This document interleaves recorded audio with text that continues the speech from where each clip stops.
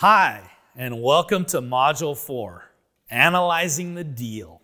Now, we've already gone through Step 1, Commit to Change. Getting ready to buy. That's Step 2, or Module 2. Yep. Module 3, Finding a Deal. So now here we are at Analyzing the deal. Module 4. The overview to Analyzing the Deal is as follows. All right, so the secret formula to how fast you can get your money back and accelerate your investment, which you love. That is a secret formula. Yep. This says Tom breaks down his formula. That's me. So I break down my formula to know exactly when and how fast I can get that initial down payment back. So also, price is not the only thing that matters. Negotiating strategies that will improve your acquisition price, which I love as well. Do you care about negotiating? I love it, but it's not all about price. Right. Do you ever negotiate? Well, yes, I do, always. He was negotiating. He was going to read what slides. That's right. How to analyze and negotiate deals the right way so you don't lose your Apartments to Freedom shirt. We're going to recap Module 3. You ready? How do you find a deal? We talked about a lot of ways. Do you remember them all? I do. Close your eyes, turn around, and recite them. I'm not going to do that. I'm going to read it off the slide because that's what we're doing. Let's go. So finding the deal. So we're going to recap Module 3, which is getting on an email list, which is super important. Look and expand outside your city. So if you can't find deals in your local city, kind of expand your search a little bit.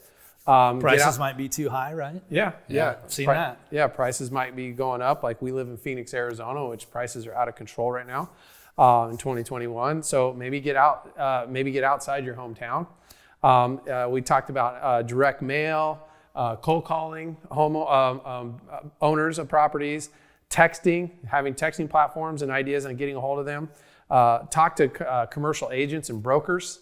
So networking, Sure. doing that deal. Any realtor, right? Yep. And talk to escrow, title, and attorney. So always network with those people that are involved in the deals, okay? Right, those are key people. And then we talked about look at 100 deals. That was an action plan, by the way. Yep. I hope you all did this. I hope you guys did your action plan, was looking at 100 deals. If you're driving around, you can even go on Google and drive around and look at deals to analyze them. You don't have to get out and get in your car. How many deals were we looking at? We're going to look at 100. Okay. How many offers were we going to make? We're going to make 10 offers. And then hopefully we have one deal. All right. So let's go on to Module 4. Net operating income. This is what it's all about, right? NOI. It's also called annual profit. It could be called earnings. Net operating income. What is your bottom line? All right. Income minus expenses gives you NOI or profit. Now, let me ask you a question. Does NOI include debt service? No, it doesn't. Does it ever include debt service? Well, I'm sorry. Yes, it does. It can if you have it. Here's the deal. When you're looking at NOI, make sure that it's accurate NOI. NOI is super important to calculating the value of the property if you're using a cap rate. We'll get to that in a second. Never include debt service. Should you include debt service in your NOI? Never include debt service in your NOI. All right, let's move on. Okay. Once you know your NOI and your sales price, if you divide your NOI by the sales price, that will give you a cap rate. Easiest example I know. If you have $100,000 a year in NOI and you have $1 million sales price or purchase price, what's the cap rate? It's a 10 cap. 10% capitalization rate. So that means if you want to make a 10% return on your money every year, that's what you look for, right? So another way to say this is if I had $1 million and I bought a property for $1 million, cash, no debt, yep. How much would I make every year? Your net operating income is $100,000. You'd make $100,000 a year. Or 10%. Yep. So that's a simple concept, right? Another way that we use cap rate, back to our example when we saved the gentleman $10,000 in his insurance in over 1 year. If you know the cap rate for your market, so what's the cap rate in Phoenix right now for multifamily? You talked about prices being high. So prices are high, okay? So what does that do to the cap rate? It lowers the cap rate. Or what's another word for lowering the cap rate? Compresses. Hey, so cap rates are compressing. That is not good news for the buyer.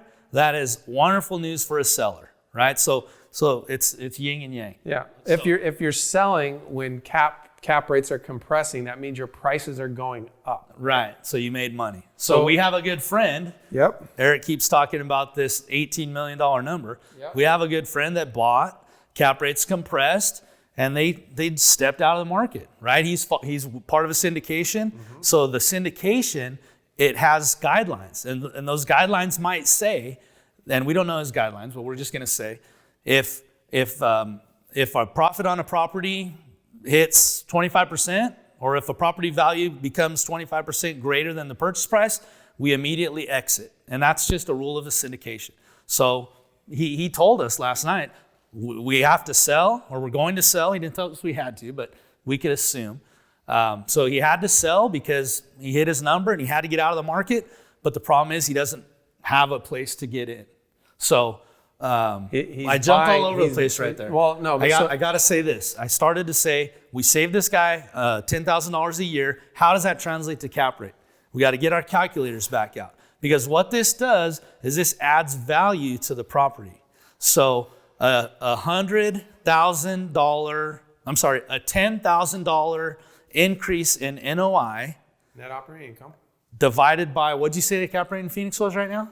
Let's use 4. Okay, so 4%. Who has a calculator? Can somebody in the back tap out a number for us? Hold, please. Keep on rolling. So we saved this gentleman $10,000. 10,000 divided by 0.01. 04. 04, sorry. We saved this gentleman $10,000 a year just by helping him out with finding a new insurance. Yes. Okay, so we looked at his NOI. We said, was he in our mastermind? No, he wasn't. We didn't have a mastermind back then. This is a long time ago. So this guy with this $10,000, I looked at his NOI, at his operating sheet, and I said, okay, I see an opportunity right here. I can save you $10,000, one phone call. We did it. He did it. That was great. If we did that today at a 4 cap, we just did the math, $10,000 divided by 0.04, we increased the value of his property in a 4 cap by $250,000. Just by lowering expenses. That's all we did was we lowered his annual expenses by $10,000, and in a property that values at a 4, or in a market that values at a 4 cap, that increased the value of that property $250,000. So let me ask you a question in regards to cap rate. So you get somebody that sends you a cap rate. They send you a property to buy, or they're selling on a cap rate. And so their sales price was determined based on a cap rate. Yeah, they're selling it by what they think their cap rate is. Right. Well, you just pulled up a guy's, because you know how to read his expenses. Sure. Let's say he tried to sell that property to me and I looked at it. And so I see where you're going with this. You would jump on that. He wanted to sell this property to me at a 4 cap. And he thought he was doing great because he was selling it at a 4 cap. If this was $1 million property and I just found $250,000 in value, what did I do to the cap rate? You literally would buy the property. Well, but just by buying it, you made $250,000. Yeah, or we could look at it another way and say, I really bought that property at a 5 cap or a 5.5 cap. I don't have my calculator out. They won't let me hold anything. So I'm just going to keep talking. No. But that makes sense, right? So did we buy at a 5 cap or a 6 cap? However it works. So how many people underwrite a property and forget about the insurance when they're looking at it? Sure. That's what this module is all about. A lot, yes. Thanks for getting us to that. Yeah. Okay, so Eric's favorite slide, Ryan's favorite slide. Ryan got into a heated conversation with a gentleman once or twice that kept screaming this at him. So we thought we'd make a slide about it, and it's called Why Cap Rate Doesn't Matter. I always want to look at the deal, and I want to put my numbers into a deal. So how many times have we got bad analysis, bad financials, bad pro formas, bad. So what we do, we looked at a deal yesterday, and it was 2020 financials or 2020 performance, and it was 2019 income tax returns, and the guy said he did even better in 2018. So how do you buy a property like that? Do you buy a property based on what somebody says? Or all I want to know is, do they want to sell it, and what is their gross income that I can prove through their bank statements? Okay. And that's a little different than what I do. What I do is I know my market, and I look at a 1-bedroom apartment, a 2-bedroom apartment, a studio apartment, and I know how much I can rent it for today. And I don't really care what the apartment looks like, what neighborhood it's in. I know how much I can rent it because I know my market. I'm the master of my market. Yep. Bring me into a market I don't know, and I would have to do research, right? I would go to apartments.com. I would go to some of the websites that we provided in the last link and kind of do a rent survey. But if I'm looking at a deal today, I don't trust the numbers. And this is the opposite of what a commercial broker will tell you. Yeah. These commercial brokers come in and they tell you, these are the numbers. And if the numbers are bad, then they don't show you the numbers. Then they come in with something else. And what's that called? That fake document that all commercial brokers have. Pro forma. So they come in with a pro forma. And they're saying the pro forma says that this property should make $1 million a year. So we're going to sell it to you at a 10 cap and you need to give us $10 million, right? And that's a pro forma. Then you look at the expenses and the property owner that has it, that thing hasn't made $1 million a year in the last 3 years, or it hasn't made $1 million in the last 3 years. So the pro forma is kind of, it stands for pretend. It's kind of like what this real estate broker talked to the seller into saying that his property should be doing, right? Yeah, that's exactly right. So what I learned from Tom in regards to why cap rate doesn't matter, how many deals do we get sent to you and it's based off a cap rate? Right. It really doesn't mean anything. What you taught me and why I've changed my entire mindset from comping properties when I fix and flip, comping properties when I wholesale, comping, when we're selling multifamily, the things that matter is what are the current rents? What are the current rents that this person is selling you the property for? And what are the actual rents in that market that you can get? That's worth so. If you look at somebody's rent roll and it's $700 a month, and you know the actuals are $1,000, you can't get to the closing table fast enough. Right. How much is that worth? 2 properties across the street from each other. Yep. One property manager is getting $300 a month. One property manager is getting $700 a month. So why would the $300 a month property not get $700 a month? And it takes a little bit of change of mindset, but you know that if this guy's getting $700 and the properties are rented, you can do the same. I've bought it, I've proven it, I've done. And we'll get to action plans, but knowing the rental market is the most profitable thing you can do. Right, and how do we know what rents are? You do your rent surveys. We do our rent surveys. Yep. We do them. You can call phone numbers. You're driving around. Remember, I told you before, I was driving around. I saw a for rent sign, so I called to ask how much the rent was. We have used Craigslist. Our market has shifted away from Craigslist. Your market still might have good data for Craigslist. If you look on Craigslist, it'll tell you what apartments are renting for. There's a place in every town called Facebook Marketplace. Facebook Marketplace has apartments for rent. You can get a good idea of what they're renting for. But what we're talking about again, and keep going back to this same example, if you're looking at buying a property and they're only collecting $300 rent, and you know that you can get $600 or $700, the cap rate doesn't matter. If they think they're selling it to you at a 1 cap, and you know that you can double the rent, the cap rate doesn't matter. It doesn't matter. So let's use your calculator real quick. One more calculation. So let's just say hypothetically, you have a situation where the cap rate in a market other than Phoenix, that's 3 or 4%, is 7 for a B to C class, okay? 7 cap. So we didn't talk about classes yet. Yeah, apartments are rated in classes A, B, and C. So you got A location, B location, C location, A being the best, and then you have the actual building as well. So you can have an A property in a C location. You can have a C property in an A location. These are some terms that the commercial brokers will throw at you. Yeah. We just want you to know what we're looking at. Right. So let's just go back for just quick math. If we're talking to fix and flippers and people that have been in this business and they deal with comps in their head on how do you exit a property. So let's just say hypothetically, you know that a property is undervalued by $200 a month. You know that, right? And so you take $200 and you multiply that times 12, okay?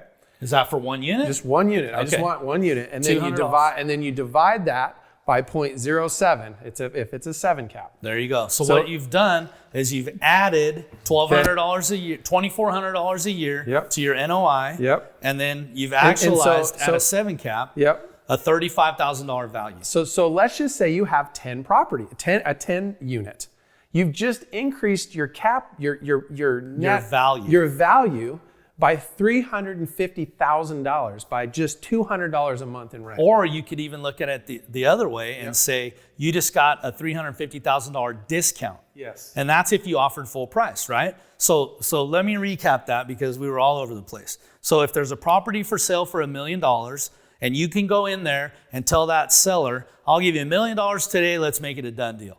And they sign it and you're in and out the door. Okay. Now, you already knew that you could increase the rents by the $200 that we talked about, and it was 10 units, and so that's $2,000 a month in increase, and that's $24,000 a year in increase in your NOI, and then you divide that number by your 0.07, you've just added $350,000 in value, or you just got a $350,000 discount. But they're showing me the math. It's $342,857.14. Now keep in mind in 2021, a 7 cap is basically about the highest the deals are so it's a discount right now. A 7 cap's not gonna happen today. No, it might, but that'd be a great for deal. us. It is because we know how to find them. Right. Let's see some more slides. Yeah. What do we got?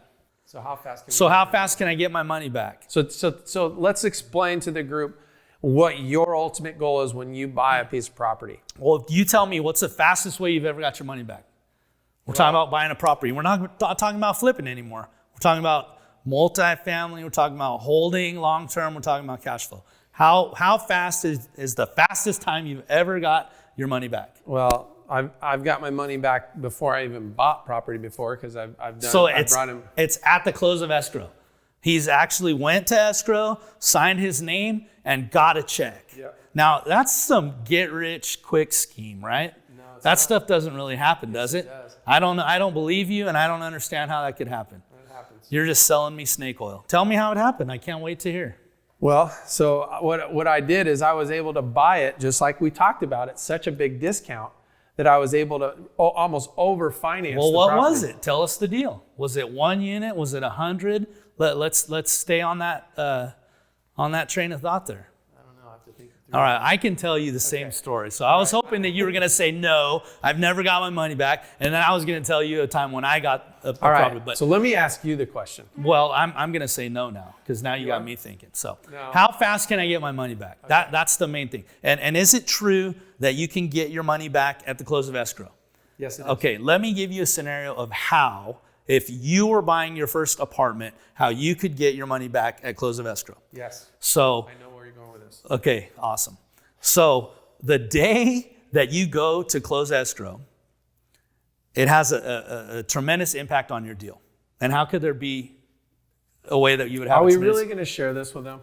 This is a secret. This is a massive deal. This will change your life. Change your life. This trick that I learned in a $4 book, $4.99, has saved me $1 million cash. Okay. And that's no lie. All right. So tell us the deal. I want to know. I can't wait. So this deal is crazy, and it really works. And first time it happened to me, I couldn't believe it was true either. But after about the 10th or 15th time, then I was sold and I was convinced and I was telling everyone about it. So the fastest way you can get your money back at close of escrow, the answer I was fishing for from Eric that I couldn't get was when you buy a property for zero down. Okay? Does that make sense to everyone? Yes. Okay. When you buy a property for zero down, how much money do you put down on that deal? Zero. So how fast do you get your money back? It's immediate. So you don't put any money in, and those deals are real. And you can believe that I have made those deals. So how fast can I get my money back? So my goal, my personal goal, I developed somewhere along the lines is I like to get all my down payment back within 36 months. So when I get my down payment back in 36 months, that's a 33% return on investment. And honestly, there's even more gain there because I do my analysis a little bit different. Where banks and commercial realtors will not consider debt service, the way that I run my deal is I look at all these following things to help me understand what my expenses are. The first thing I want to know is what's my income. We talked about that. I know my unit mix or my rent roll. So I know if I have 40 units and they all rent for $500, I know that's $2,000 a month gross income. So I take that gross income, and those numbers aren't exciting and they don't exist anymore. So let's talk about 4 units and they're 1,000 each. And that's a little bit easier math for me. So my gross income on this 4 units is $4,000 a month. Okay, my next item that I start to look at is expenses. So I want to see what are my expenses. So once I know what my gross income is, and then I know what I've asked the question, what are my expenses? Then the next thing I need to do is I need to calculate my monthly payment. And this is where I kind of break from the norm and I start to look at using debt. See, NOI doesn't account for debt. And I want to account for debt because my model leverages and I use debt to increase my net worth. So, and to buy more properties. Yeah, and to create legacy. Yep. And to build cash flow and freedom forever. Forgot how that went. Yeah. So sales price and down payment is how I establish my principal and interest. We're going to have a case study later on in the module, and we're going to look at the same property, and I believe it's with 10% down, 20% down, and 25% down. And I believe what I did there in that case study was I would rather put 10% down. So at 10% down, I offered much more in sales price than I did for the 20% down and than I did for the 25% down. So there's a correlation between sales price and monthly payment and down payment. And we want to explore that because we want to get to that 0 down if we can. Mm-hmm. And if we can't, we want to get to the 10% down or the 5% down and put down as much. Again, the faster I can get my cash back, once that cash is back in my pocket, I look at that property as becoming, having an infinite rate of return. For me, if I get all my money back in 1 year, it had 100% return on investment. Now, when that 100% return on investment means is you got all your money back in 1 year. So what could be better than 100% return on investment? Well, the 0 down is better. Yeah. But once I have all my money back and I don't have a penny out of pocket in that investment, and that investment has paid for itself in full, then I have returns that are on an order of magnitude. But then you go buy more. Now you have those units, and then you go buy more. Well, we're units. analyzing one deal, okay. But I agree with you 100%. Okay. So here's some expenses. So again, we had gross rents, and then we had expenses, and then we talked about how we're going to have to know what our principal and interest payment is, and that's going to be based on our down payment and our sales price. So follow along with expenses. We have a sheet in our Business in a Box that explains this as well. But for me, principal, interest, taxes, and insurance. Those are the first 4 expenses I look at. Principal, interest, taxes, and insurance. Now, sometimes we buy a property on an interest only. Yep. And then the principal part goes away, and it's only interest, taxes, and insurance. Or we've bought properties with principal only payments. So we gave someone what we gave someone what they wanted for price. So it's based on price or terms, and we'll go into that more in detail. But that's so important. If you get principal, can you imagine somebody selling you their property for principal only payments? Sure. Well, it happens, and you're providing a solution to people. Yes. So yes. I agree. So in expenses, when we look at principal, interest, taxes, and insurance, we're looking at some constants, and there's ways to look for hidden money. So we talked about a couple of them. Interest only gives you cash flow. Principal only reduces your debt and increases your cash flow. So here's some more places where we look at expenses.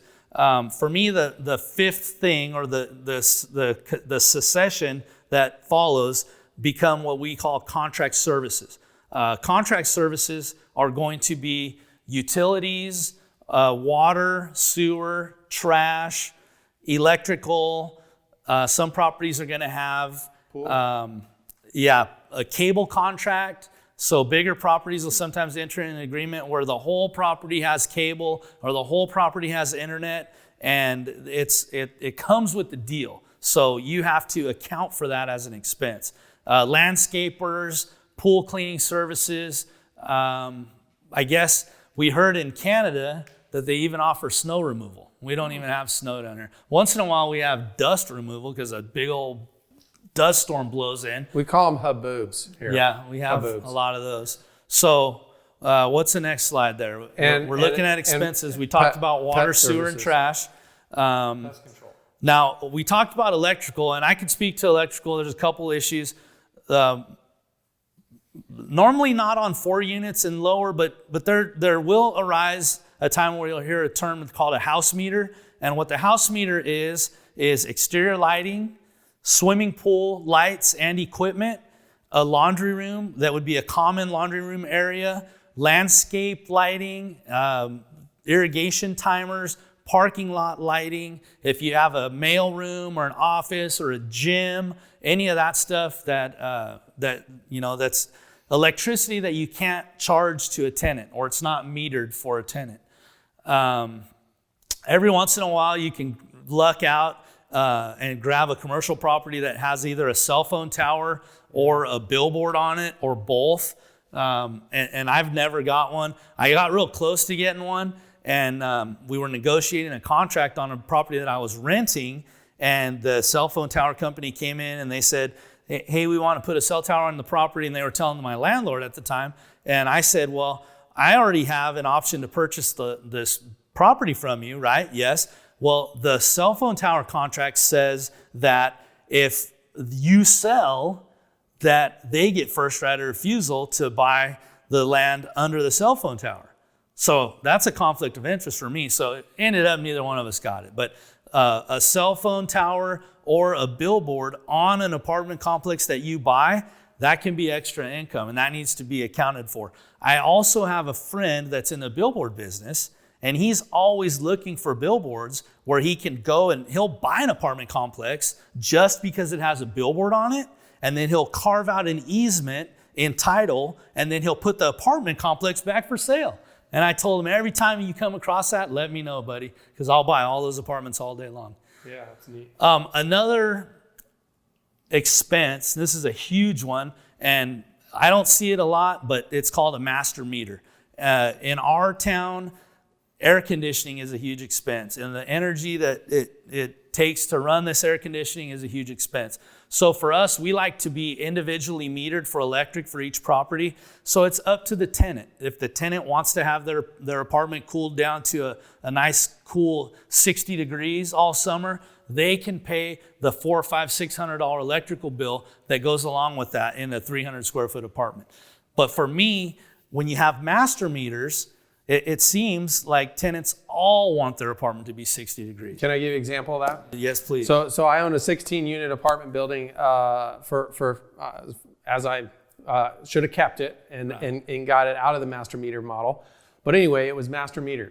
And so I'd go over there, and all the doors, it'd be in the middle of the summer, and all the doors would be wide open, and they're cranking their AC. They're trying to help out the town is what they're doing, right? and we could never trying to manage lower the temperature. We could never manage our expenses. And I was Right. like, what the heck's going on? So it's like, if you don't, it's so important to know if it's master metered or not. Well, and it's not the end of the world. So No, ask it's me not. what you could do if you had that problem, because now So- I know. so Or should we Tom- save that for our group? No, let's give it away. Yeah, no, this is important. So what- So Tom, what can we do if you have a master metered property? Okay, so one thing you can do is you can get a landlord thermostat.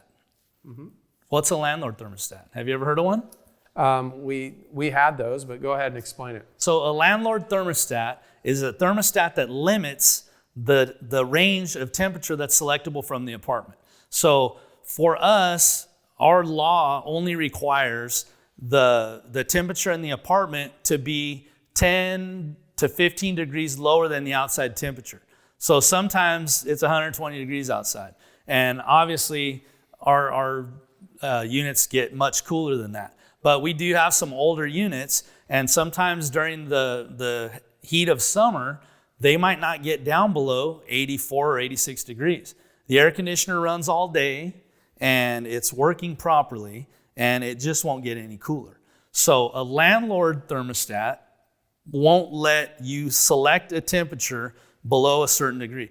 For those of you in cold regions, you also will have a similar energy related bill if you have master metered electric and you have electric heaters, or if you have gas. And you can also use a landlord thermostat to limit how warm you can bring the apartment. The good thing about master metered, okay, so if you get a deal on a master metered building, okay, and it's gonna cost you a bunch of money to change it to individual, right?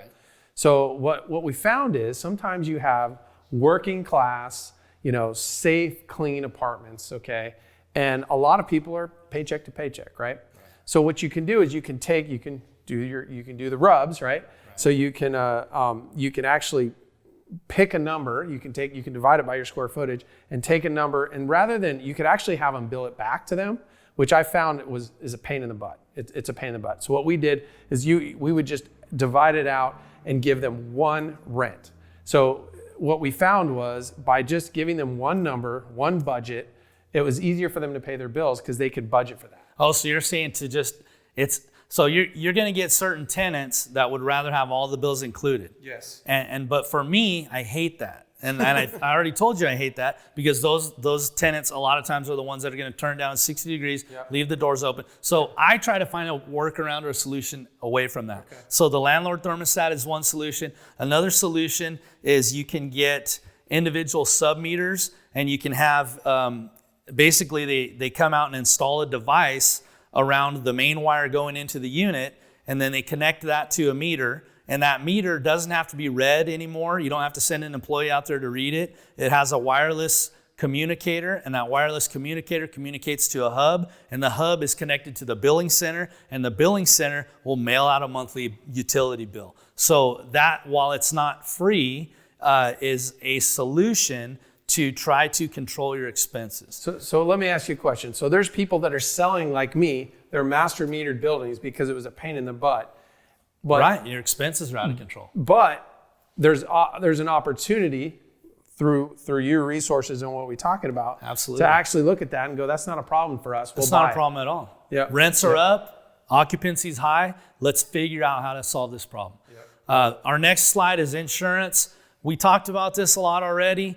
For me, I don't like insurance. I don't like to pay more than $125 per unit per month. And I raise my deductible pretty much as high as they'll allow me to raise it, $10,000, $20,000, and it's because I don't really want or need to make a claim. Another thing that we've started doing with insurance is we're now requiring our tenants to provide proof of liability to landlord insurance, or we're going to actually buy it for them and bill it to them on a monthly basis. And that gives us up to $100,000 of protection should the tenant, not through intentional act, but negligently either cause a fire or flood an apartment. And let me tell you, those things are easy. How could somebody flood an apartment? Every upstairs apartment that the toilet overflows or the bathtub overflows is going to cause flood damage to the apartment below it. So that's real easy. If the apartment on the bottom, and it doesn't matter how many floors you have, but in a 2-story scenario, if the bottom floor toilet is plugged or the main is plugged, and the upstairs doesn't know and the downstairs isn't home, the upstairs person can flush their toilet 100 times over the course of a week, and the downstairs is just getting flooded because the drain is plugged outside their apartment. Now, the upstairs unit doesn't know that they're doing something wrong. The downstairs person's not home, so they don't know that anything's going on. But you have a flood and you have a problem. Another situation of negligence, insurance would cover that. Okay. Another situation of negligence would be cooking fires. I've seen people with grease overcook in a pot on the stove, and they fall asleep or whatever happens, and it overruns the pot, it hits the burner or the open flame, starts on fire. I've seen stoves that are so dirty that every time they cook, the stove starts smoking, it's because there's grease all over the outside of it. So that's why doing maintenance checks on your apartments is important. Yep. So again, for insurance, we already gave you the number. It's $125 per unit per year. That's all we try to focus on. But just think about if you're underwriting some of these expenses, and the first thing, this is what you'll learn in our program, because we'll go over these calls and stuff, is if you just pull a deal and you look at their insurance, and their insurance is $13,000. Well, or it's over 125 per unit per year. Just like the scenario we already went over. That's you what I'm add saying. to the cap rate, you add to the NOI. You just made money by buying the property. Yeah, another area of expense, landscaping and common area maintenance. Right. And we say, take out the green and make it easy to maintain. So a lot of properties that we've bought, we're in the desert, and our city has done the same thing. We've bought acres and acres of grass, and in our city, the way that the water is billed is they charge us for every gallon of water that comes onto our property. They charge us that same gallon to go out of our sewer. And if we don't have a separate meter for sewer, and we don't have a separate meter for irrigation. So if we're putting out, 10,000 gallons of water over a month on a big property in irrigation, we're paying for 20,000 because we pay 10,000 in and 10,000 out. So for us, we found the best thing to do is to get rid of all the green. We've found in our experience that tenants do not pay any more rent to have a green yard than they do to have rock. And we're not talking about leaving everything bare and unmaintained. We take care of stuff, but there's a term called xeriscaping. And so we try to go out and xeriscape. And for us, the fastest thing we can do is turn off the sprinklers, get rid of all the grass, put in rock. Any bush that lives already found a water source. We cut that way back, but we let it live. Anything that dies, we take it out as we go. On a week-by-week basis. We have lots of ficus trees, and in my opinion, a tree that gets over about 6 to 8 feet needs to be chopped down, and a new tree can be planted.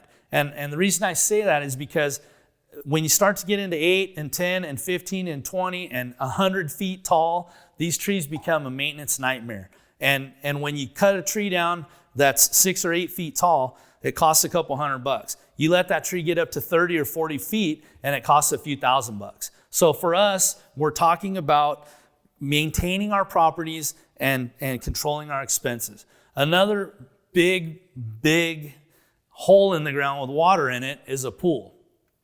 We have some pools on some of our properties. I would like to close them off as pools and convert them to pet areas. Yeah. Because everyone has a pet, and the pool's already fenced in and it's already safe. And for me, in my opinion, that's a great place to run a pet. But pools are expensive. They have to be constantly maintained. Chemicals, you have to have a pool service, or you have to have your manager out there every day, making sure that they're clean, making sure that they're safe. So, 99% of people think a pool is a great asset to a property. The rents will tell you differently. Yeah. Now, I will back up and I will say that the greenery and the pool, they do provide curb appeal. So if you have a property with a lot of vacancy, and if you're in a town where there's a lot of apartments available, that's when some of these things might matter to you. But where we are full all the time, and rents are increasing, and this extra greenery and pools and these things, the amenities, they're attractive to filling your apartments, but when you don't have any vacancy, they're not important to your bottom line.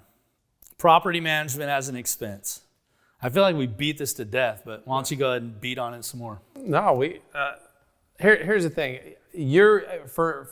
With working with you, the property management is a number that they throw in.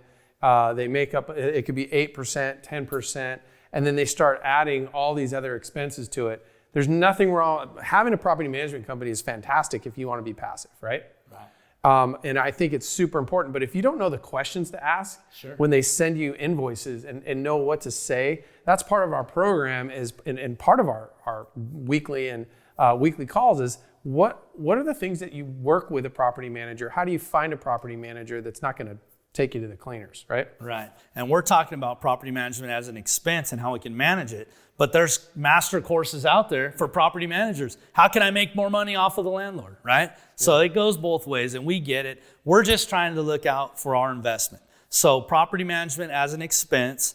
For me, I have some expectations of my property manager. And I'll tell any property manager out there right now, and this is a true story, if you can take my property over and make me more money than you charge me, come on down and see me, and I'd love to hire you. And you can find me on a beach somewhere. Gross potential rents is a number that comes into play typically in a pro forma. We talked about a fake property assessment, right? So gross potential rents, you could say this property has 10 units. They're renting for $700 each. That's the actual number. But you do a quick market survey and you find out that those units could get $1,000 a month. And so your gross potential rents are $7,000. And here's the best part about doing Did I say that right? Was 700, so it'd be a $300 upside times the number of units. Yeah. But here's the best part about doing a rental survey is there are pictures all over the internet, right? So you can go find you can go do your rental survey. You can have somebody do it for you. You can do it yourself. Here's some ideas on how to do that. So marketplace, we talked about this already, right? Yeah. How much is the one bedroom? Make a phone call, do a rent survey, apartments.com, Facebook, marketplace. And then make sure you apples compare apples to apples. Yeah, because you're looking What does that mean? Well, you might have something with granite, so you can say, okay, this is getting rented for $700 a month. But so finishes and furnishings. So explain to me what the location. Yeah, location and what the finishes would look like. So if you bought something, you look at, oh my God, we're buying something at $700 a month, but we know across the street you got granite countertops. Right. You've got all new faucets. You've got your own in-house washer and dryer. Right. You got stainless steel appliances. Right. You got great flooring. Sure, that's you've got all the finishes that you want, right? Well, because as a property owner. Or just as a tenant. Yeah, well, somebody that's looking for a place. If they're going to look at this place for this much and this place, what's the difference? Yeah. So you want to buy for upside, yep. But you want to also compare apples to apples. But here's the thing about that is, when we start talking about renovations and how to get to that number, is that what's your investment for $300 a month, right? What's your investment to get to that number? That's the number we look at. Absolutely. Yep. How much will it cost me to get this place equal to that place? Which increases your value by increasing your cash flow. Yep. So when you're looking at a property in an area you're unfamiliar with, you can go to a website that's called areavibes.com and you can type in the zip code and it will bring up that property and it will give you some ideas. What's the crime rate in the area? It talked about all kinds of how many of this type of crime, how many of that type of crime. It also will tell you what the schools are in the area.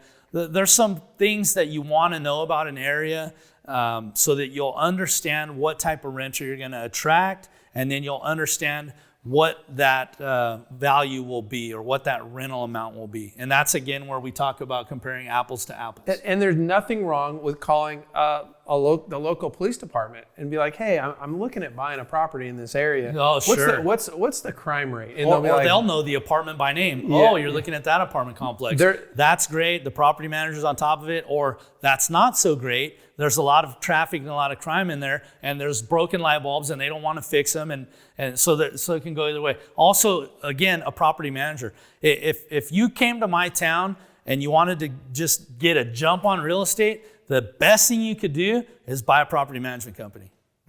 Just come in there and say, hey, I want to buy your property management company. You got 2,000-3,000 doors for sale? I'm going to buy you. I want to get access to all those properties. I'm going to learn the business. And then if I'm doing a good job, when the sellers are ready to sell, they might sell to me. So sometimes when you're looking at an area and the purchase price is high and or the numbers don't make sense because your monthly rental doesn't cover your expense or barely breaks even, and you really want to buy in your area. So I had a friend that I kind of talked him through his first purchase, and he looked at 100 deals, made 10 offers, couldn't get it done. So what he ended up doing was he bought a multifamily in his area, and he found a way to drastically and dramatically increase his monthly rents. And how do you think he did that? He did short-term rentals. So short-term rentals. So if you have a property that might rent for $1,000 a month, and you convert that property to a short-term rental, there's a chance that you can get $1,000 for 3 nights, and you can rent that 5-6 times a month. And you can take that $1,000 a month and you can turn it into $4,000, $5,000, $6,000 a month. So it's more management, but it's definitely somewhere to go.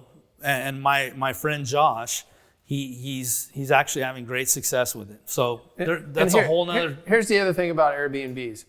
People, it's not just for travelers. You have executives that come in and stay for long periods of time. Oh, sure. You have people you have families that come in that want to stay and that don't want to be in a hotel. We have COVID going on. This is 2021 when you guys are listening to this. Airbnbs are very profitable right now all over the country. Yeah, it's a great model. And just a little more labor intensive. And there's great comps for that as well. There's different companies out there. We don't focus on being a hotel. We want what is your market? Who do you rent to? My number one tenant is just what we call working class people. Yeah. Right? And it's a labor force housing. They want safe, clean, affordable housing. Right. And that's what you provide. Take care of them. And pretty much, and so once you provide, like dealing with Airbnb, yes, you might make some more money. Yes, there may be a little more headache. It works in some markets. Yeah, it does work in some markets. Yep. So Section 8. Section 8 is a federal housing program. They give out vouchers to people that need places to stay. For us, we work with our several Section 8 programs. So Section 8 will give you something called an FMR report, and that tells you per county what the max rent is. And so that gives you kind of a good feeler on what your rents should be. And if you rent to Section 8, then that will be their limit. And they'll have a different number for studio, 1-bed, 2-bed, and 3-bed. And in our market right now, Section 8 is paying more than the average rent sometimes. Yeah, and again, it's different in every market. Yep. So what Section 8 is tasked with is they have to compete with market rent.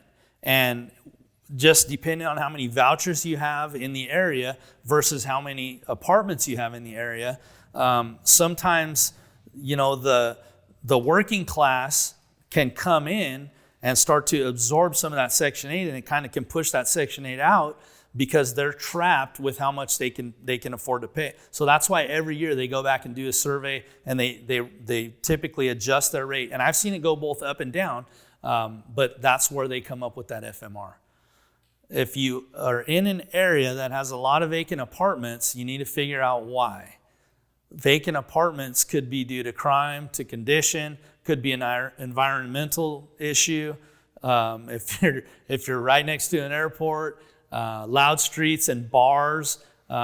We had a place near us that came up for sale, and it was a great looking place, and it was really hard to rent, and it was because there was a bar behind it, and every night until 2 or 3 in the morning, people were out in the street making noise. So just when you're looking at gross potential rent, you got to understand what your environment is and things that'll affect that. Gross potential rents. Basically, gross potential rents are important because you want to know what is the maximum possible monthly income that you can get out of a property. So back to the scenario where you buy an apartment building or you're analyzing a deal and it's 4 units and they're getting $300 a month rent each, $1,200 total. Across the street, they're getting $1,000 a month. So you want to know, you figure in the same area, if you do a little bit of rehab, reno, put in a washer and dryer, whatever you're going to do, this property that's getting $1,200 a month total right now, that's $300 a unit times 4 units, its gross potential rents is actually $4,000 a month. And you know that because across the street, they added a washer and dryer, they put some tile or granite, and they're getting the $4,000 a month. So that's gross potential rent. That's how it matters. What is the down payment? By looking at the down payment, I'm deciding how fast I can get my initial investment back in my pocket. No money down deal. With zero down, you can make $1,000 a month and an infinite return. How would that work? That would be something that a person that qualified for a VA loan would be able to get. Remember, VA loans on 4 units or less are zero down. Creative financing. How can you create the down payment? If you have a deal that requires $100,000 down and you don't have the money, how could you come up with that $100,000 to buy that property?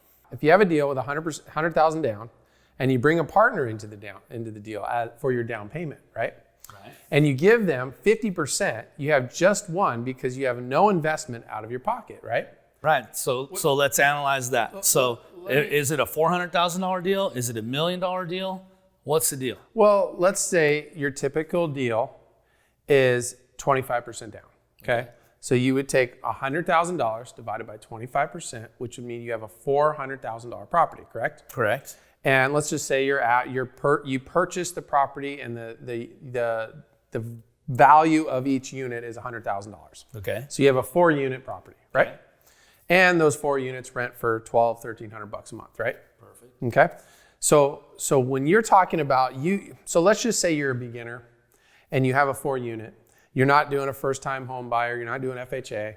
You're not doing a VA loan, or you own multiple units and you're trying to scale. Okay. And you're like, I just found this great deal that's renting out at $800 a month, and I know for a fact I could get these with a little bit of TLC and making some expense changes, reducing expenses and increasing the rents to $1,200, right? That's $400 a month. Right, so you mean you can increase the rental income to $1,200 each, and then you could increase the NOI by decreasing expense. That's right. That's right. Okay, gotcha. So what you could do is say, hey, family and friends, I've just got this deal. Do you have an extra $100,000 laying around? Everyone does, right? Or you might have 4 people with $25,000 down, and you say, you know what? Here's what we're going to do. We're going to buy the property with $100,000 down. We are going to increase the rents, add a little value to the property, and then I'm going to refinance that property to get your money back. And when I do that, I will give you a 50% return on your money over a 12 or 24 month period, right? That's a very so you're not deal. Looking for a partner, then you're just looking for someone to bring money in. You're that's bringing right. money in to bring money out. For me, so that's how you like to do it. So personally, I'll just tell you that's an option for creative financing. That's right. And we talked about creative financing. That's right. This is a different deal. This deal is you're going to bring someone in and make them a 50% partner, right? So you need $100,000 to buy. You're saying a $400,000 property. Yep. That's possible. I'm saying $1 million property. So what's the difference? Well, you're putting 10% down versus 25% down. Exactly. Okay. So let me say that I have the deal right now for $1 million, and I need $100,000 down. Do you want to be my partner? Potentially. Tell me the math. Good answer. So I could offer him for $1 million property, if he brings $100,000 in, what percentage of the property should he own? Well, it could be 10%. That sounds like 10% to me, right? Yeah. We all watch Shark Tank, so it's easy math, right? But I'm looking at him, and I'm looking for $100,000, and I'm saying, I could offer this guy 25%. I could offer this guy up to 50%. Why would I offer him 50% for $100,000 when it's not a $200,000 deal? It's $1 million deal, right? It's all about negotiation. Mm-hmm. So we have done both ways. We've offered percentage of partnership based on down payment, and we've also offered percentage of partnership based on total value. Now, obviously, they're two different worlds, but we want everybody to be thinking about making deals. And if you're on one side or the other, what are your options? So creative financing, create the down payment. Again, you have the deal and you have something to offer somebody. Where Eric was starting to go was he only wanted to borrow their money for a couple of years. And then once he got the money and got the property, then he was going to pay them back. So once you get that $100,000 down and you have a 50% partner, then there's two things that happen. Number one, every month, this $1 million property makes a certain amount of money. And we're talking about after expenses and reserves and everything that we're going to hold back. these two partners get to decide every month or every quarter or every year how often they want to take a distribution of cash flow. So $1 million property might have as much as $10,000 a month in profits. So every month after you receive all your rents, pay all your bills, each partner could get a check for $5,000. And then you move to the next month. That's the lovely thing about reoccurring monthly regenerating income. I like to say in my business model that I collect all my money the first of the month, and it's about the first week of the month or so. And then the other 3 weeks of the month, what I'm really trying to do is control expenses. So for 1 week I collect, for 3 weeks I control expenses. And as long as I can control those expenses for 3 weeks, guess what happens on the first of the next month? All that income comes back again. So it's a wonderful process. So the partner would get 50% of the monthly distribution, and then at some point, that $1 million property might go up in value, or you might go and get a bank loan and replace that loan. It might not be right away. It might be after 2 or 3 years. But at some point, if you refinance that property, now you each get to take a certain amount of cash out, and that cash could go towards repaying that original investment to that partner. So down payment divided by net monthly cash flow equals your target acquisition number. So in this $1 million purchase that we put $100,000 down, if it only made $1,000 a month, it would take 100 months to get our down payment back. Does this work for you?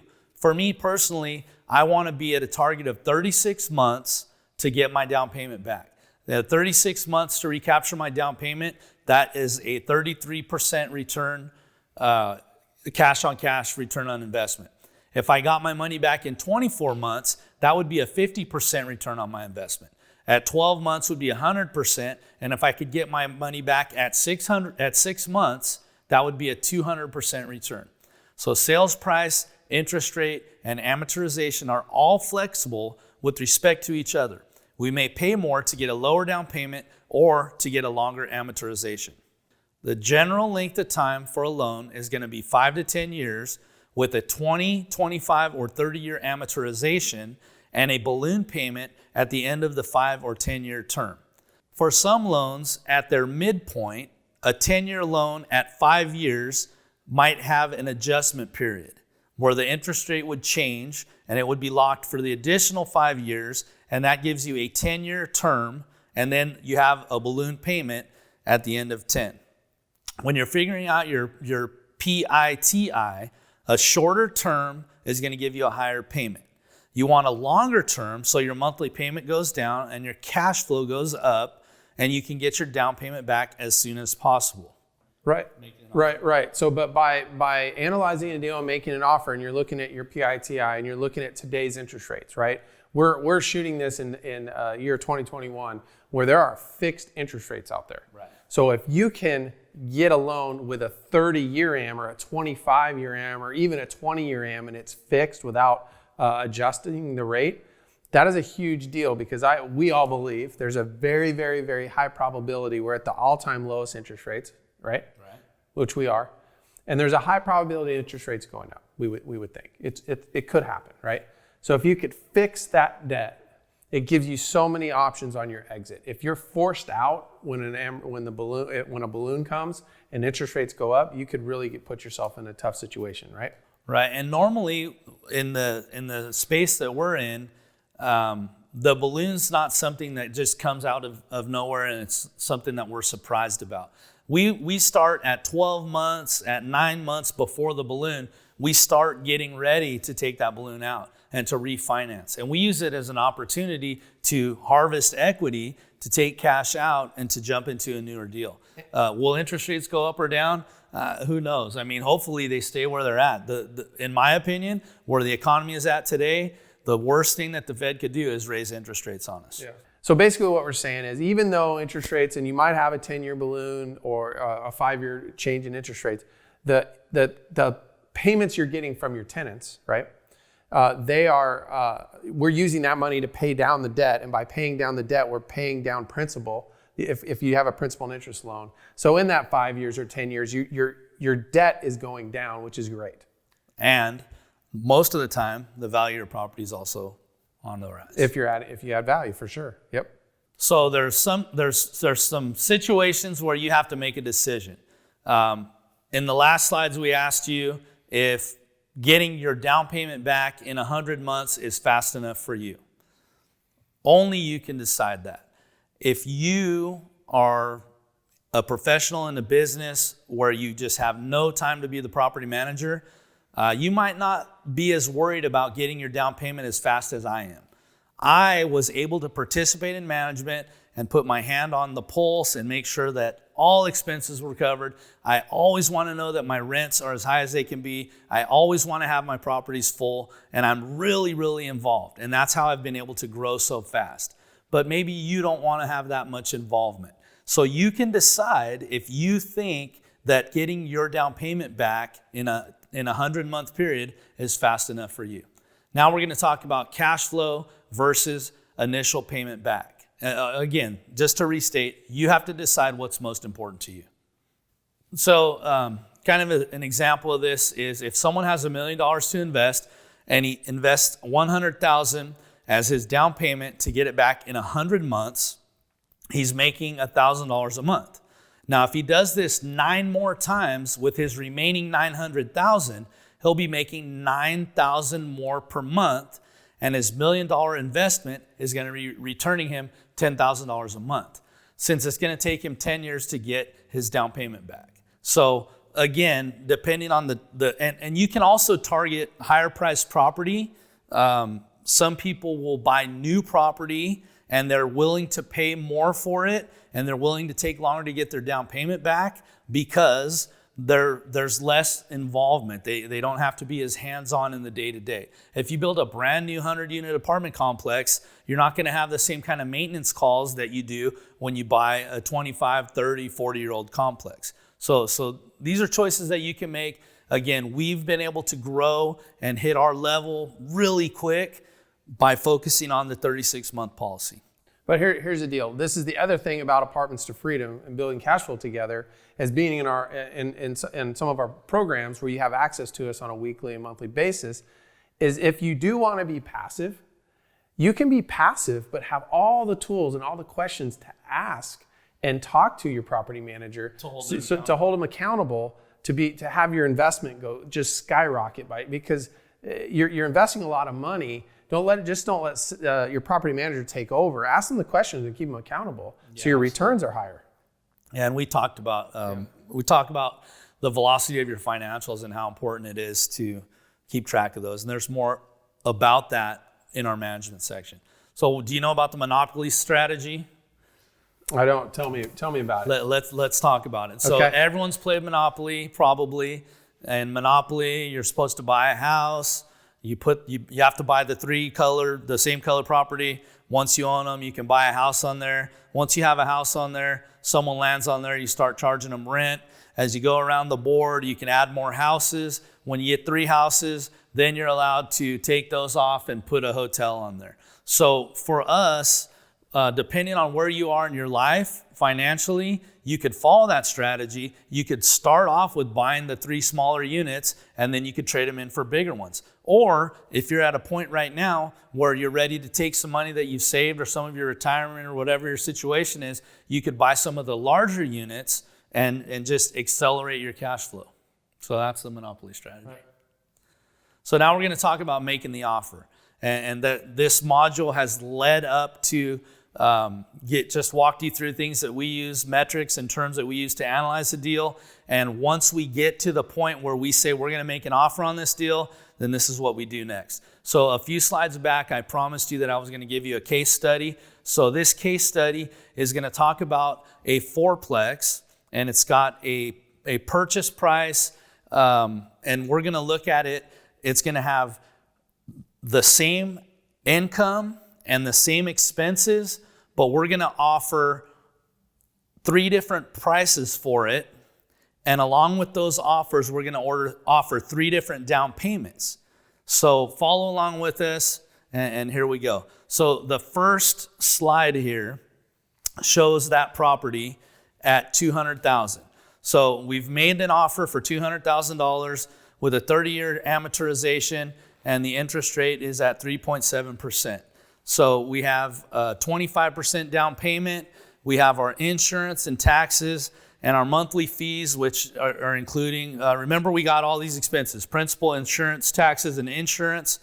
Principal, interest, taxes, and insurance. And then we're paying water, sewer, trash. So again, here's our case study. So it's a 4-unit property, and it looks like each unit rents for $600 a month. So if we made an offer at $200,000 with a 30-year term and 3.7% interest rate, our down payment on that property would be $50,000 at 25%. We have a number of annual insurance of $500, and we know that that's our target insurance number because we know that we pay $125 per unit per year, and it's 4 units, so we got that $500. Property taxes, make sure you do your due diligence and make sure you look up the property taxes and verify that expense. That's something that we went over or should have went over in our analyzing the deal. It was mentioned as PITI, but verify that number with the county that the property is registered in so that you're sure you have an accurate tax number. And then we have the monthly fees number of $100. So $2,400 a month in gross rents minus $957 gives you a monthly cash flow of $1,443. So if you look at your down payment of $50,000 and you divide that $1,443 into it, it looks like it takes you 35 months to get your down payment back. So right there, that's our target number, and that's where we want to be. And the reason we talk about the target number, or the reason we're talking about these different scenarios right here, is because what I want to do is I want to show you that you sometimes can make a little bit higher of an offer on a property and give yourself a chance to win that property in a competitive market in a way other than trying to compete with 5 or 6 other people that are making an offer on the same property. So again, this offer at $200,000 fits perfectly into our target of getting your down payment back in 36 months. So let's look at the same property and let's look at the same offer. But this time, we're going to increase our offer price to $250,000. So again, nothing has changed here. But if you have a property that's listed for $200,000 and you want to come in there and offer that owner $250,000, is that owner going to take your money? And why would you offer $50,000 more than he's asking? Well, if you read down to the down payment line, you'll notice that we've increased our property sales price to $250,000, but we've reduced our down payment to only 15%. So for us, we have $37,500 out of pocket instead of $50,000 out of pocket. Now, what's that going to do to our numbers? Well, let's check it out. If you read through $250,000, 30-year amortization, same interest of 3.7%, your insurance stayed the same, your taxes are the same, your monthly fees are the same. So now your monthly payment is $1,247. So that went up a little bit. I think our last payment was only $957. Okay, but watch this. I came back and I told this story. I stopped growing at a time when I was stuck at only offering $25,000 at the door. And I had a good friend, and he was making offers, and he was so excited when his $25,000 door property got up to $30,000, $31,000, $32,000. He had to start selling property. And at $33,000, I remember he sold a triplex for $100,000. He was so excited. He said, "Oh, I made so much money. I bought this thing for $60,000 or $65,000, whatever." And he was so excited to make that $35,000. So when I got away from that type of thinking and I started thinking I could offer more money, I could pay more for a property, I started making offers like this. So the analysis that we ran at $250,000, we did $250,000 down, or $250,000 purchase price, and only $37,500 down, and our income went down about $300 a month. But if you look at our 32-month return on investment, you'll see that with paying the seller $50,000 more than he was asking or she was asking, but by reducing our down payment from 25% to only 15%, we actually got all of our money back in 32 months. So in 32 months rather than 35 months. So you got to figure out what's most important to you. And is it sales price? Is it down payment? For me, again, it's how fast can I get my money back? At $300,000, so now we're taking this property that we first offered $200,000 with 25% down. Then we went to $250,000 with 15% down. Now we're at $300,000. We've increased the purchase price by $100,000, but now we're offering 10% down. So what happens? Our monthly payment goes up. Now it's $1,509. But since our down payment went down $20,000 over our initial $200,000 offer, we're going to find that we're getting all of our down payment back in those same 32 months. So again, at $250,000, we got it back in 32 months. At $300,000, we're still getting it back at 32 months. For me, I feel like it's a much more attractive offer.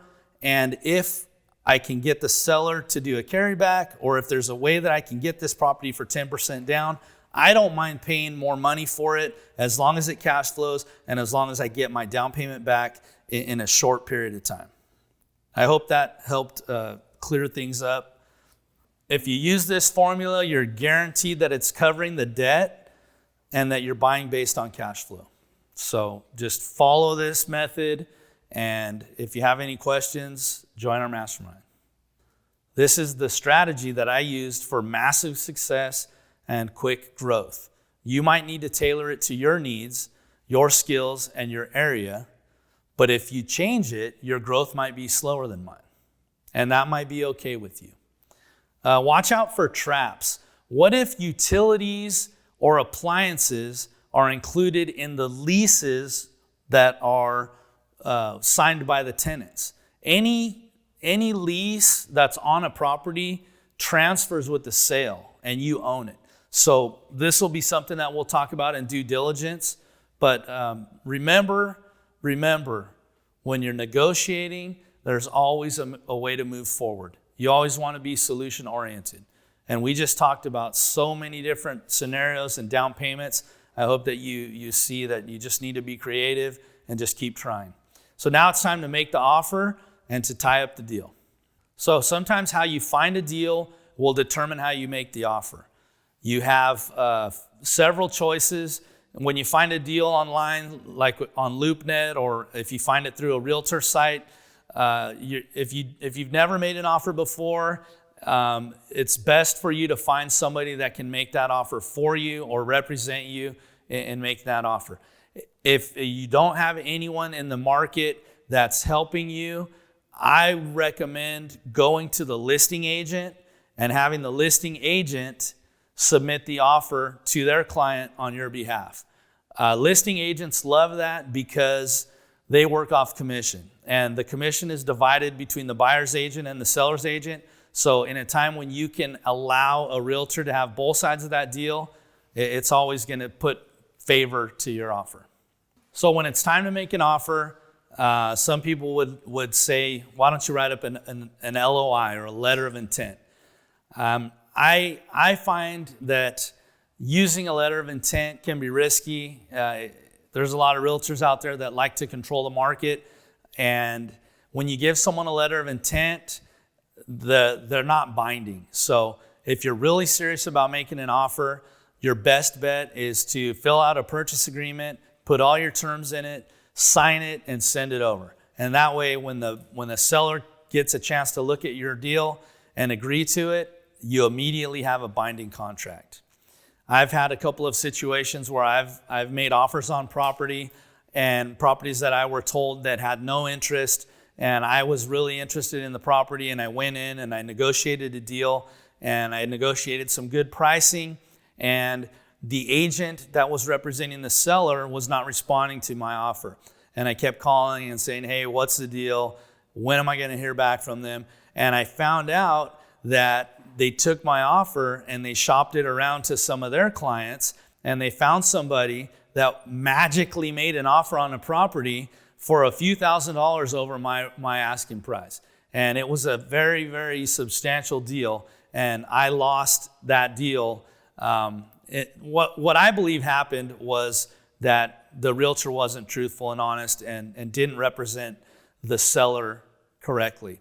And I believe that had they represented the seller correctly, they would have came back to me with a counteroffer. But mysteriously, magically, the property sold, and I lost out on a big deal over a couple of $1,000s.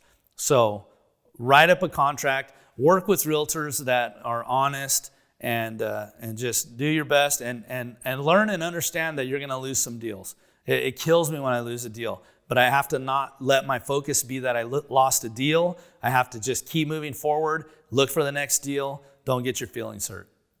So once you have a property under contract, you're going to get into a due diligence period.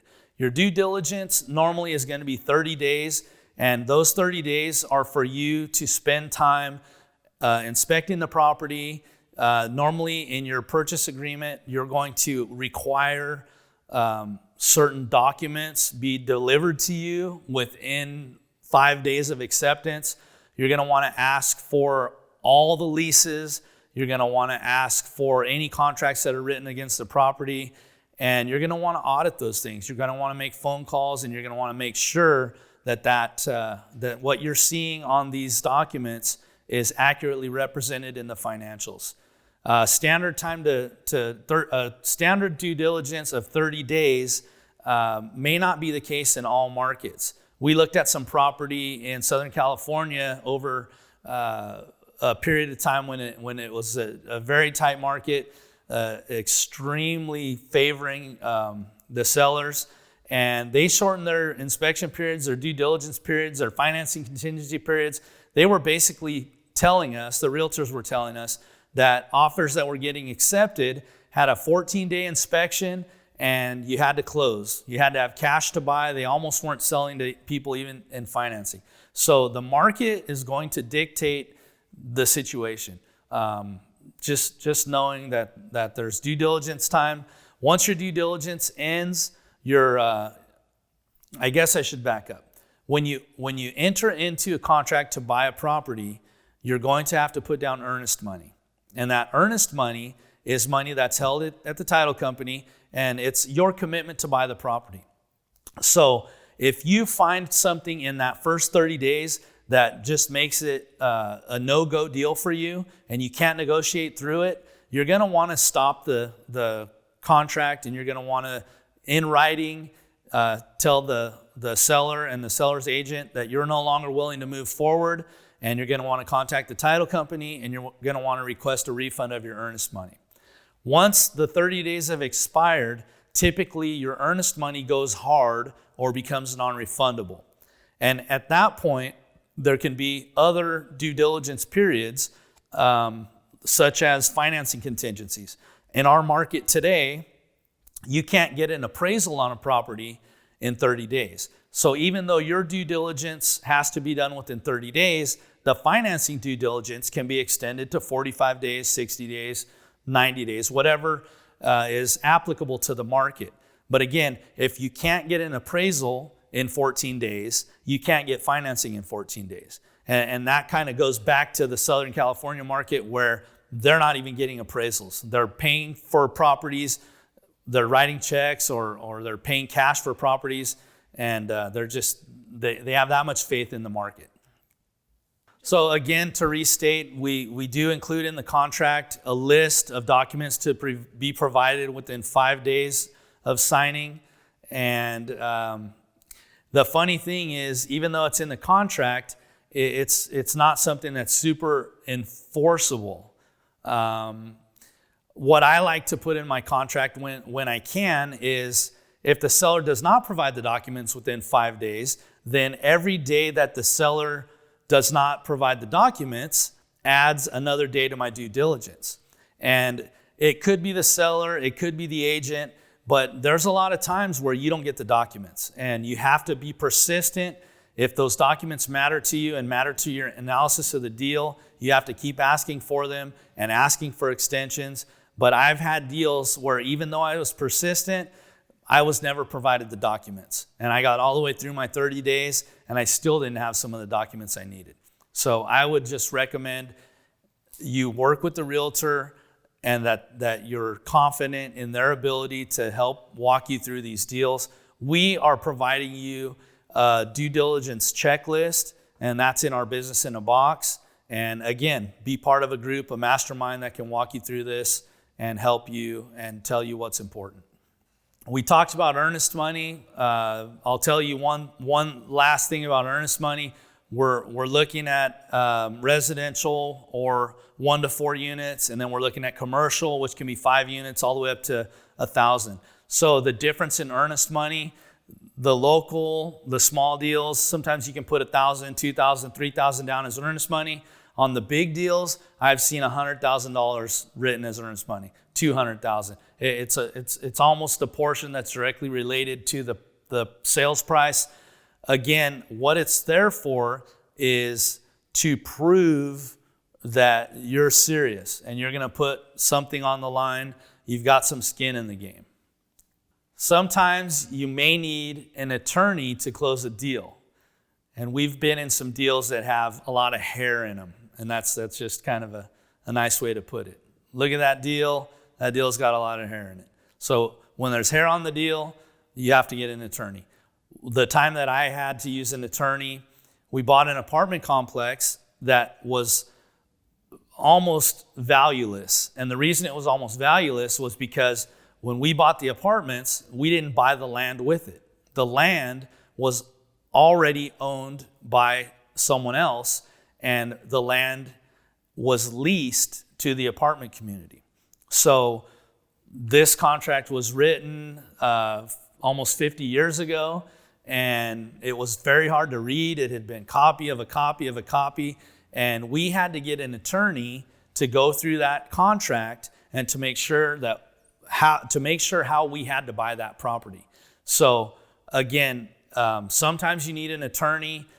A realtor was not allowed to submit a contract because there was no real estate included in the deal, because the real estate is the dirt and everything else was added to it.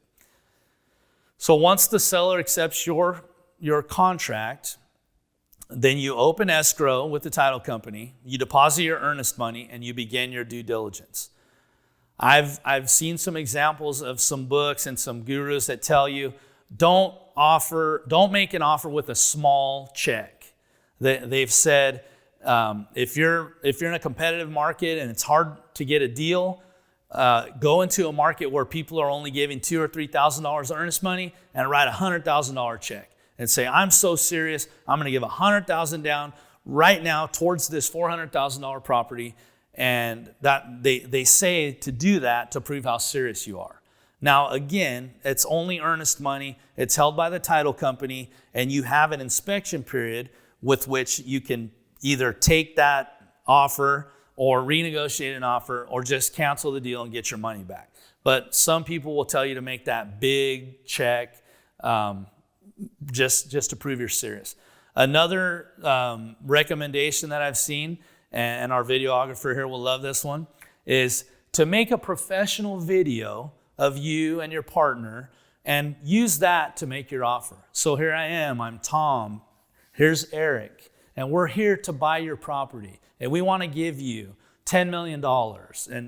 And you just be sincere, and you're trying to connect with the seller. You're trying to do something to make your offer pop. So if you know a good videographer, maybe hit them up and make a couple offers and see what happens. We have a slide that's called No Emotions. Now, I cannot live with no emotion, but I try to be as detached from a deal as I can. I don't want to get emotional about it. I don't want to fall in love with the property. I have to look at the numbers, I have to do the analysis, and I have to be in when I'm in and out when I need to get out. Slide here talks about the same thing. Analyze a deal. Don't commit to it. It's not a marriage. It's just a deal. Look at it, enjoy it, move on. Picking a closing date. What's the secret day of the month to close? I'm not going to tell you. I was just kidding. I am going to tell you the secret date. This is important. It may be difficult to understand. You might have to rewind, go through this a couple of times. Bear with me as I try to explain it. I bought a book one time and it told me that you should always close on the 5th of the month. I never understood why.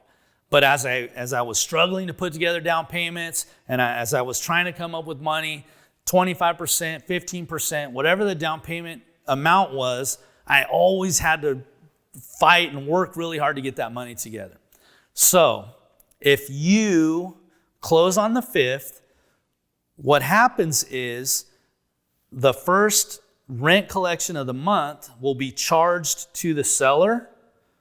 And then at close of escrow, you're going to get a prorated amount and you're going to get 25, 26 days of rent credited to you at close. So, and don't close in February. Obviously, it costs you money. Just kidding. So if you have 100 units and it's $1,000 a month and you're collecting $100,000 in rent every month and you close on the 5th, you're going to get a prorated portion. Let's call it 95%. You're going to get that $95,000 credited to you at closing, and that's going to reduce your down payment by $95,000. So that's how I bought a book for $5, and I learned a secret in there, and it saved me $1 million. And that's just an easy concept to understand. They do it through a process called proration, and I'll explain that real quick. If your rent's $1,000 a month, you divide that by 30 days, and that means it's $33.33 per day, and that is credited to you for however many days you're going to own the property. So if you close on the 5th, you own the 5th, and then you own all the way to the 28th, to the 30th, to the 35th of the month, however many days are in that month. So that $33.33 times the number of days you own it, times the number of units you bought. And that's your money. Again, wrap up. Thank you for following us through. We've done Module 1, Commit to Change. We've got ready to buy. We found a deal, and we've done our analysis. Follow us next for the Due Diligence Module 5. So in overview to Module 4, the action plan that we have for this is get into our business in a box and work on our due diligence checklist. When you get under contract, you're going to want to stop, come back to the beginning of this module, and review everything that we talked about. We look forward to building freedom and cash flow together. Now on to Module 5.